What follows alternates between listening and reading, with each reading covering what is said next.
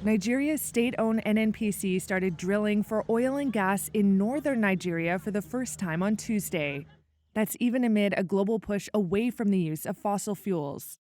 Speaking at the launch of the project in the Kolmani area between Bauchi and Gombe states, President Muhammadu Buhari said the field has reserves of 1 billion barrels and 500 billion cubic feet of gas.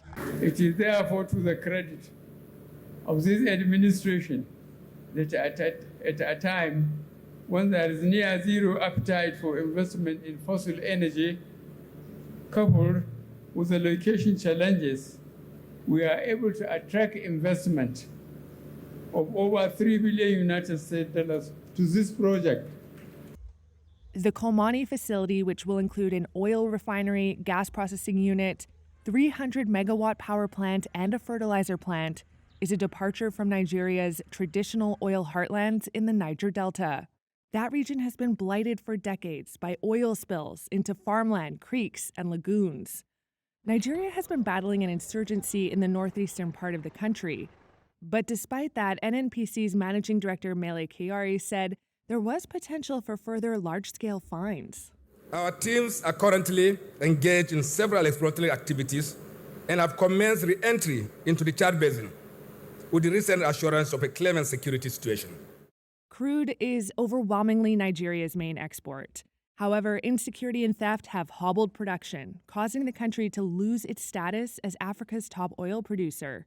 As a consequence, oil majors in Nigeria are increasingly focused on offshore drilling.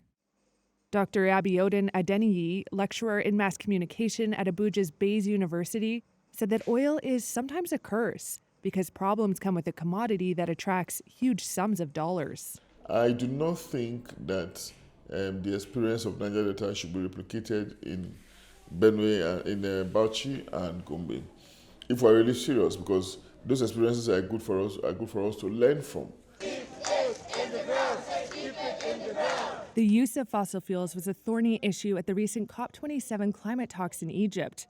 Some countries had pushed for a phase out, or at least a phase down, of the use of fuels such as oil and gas.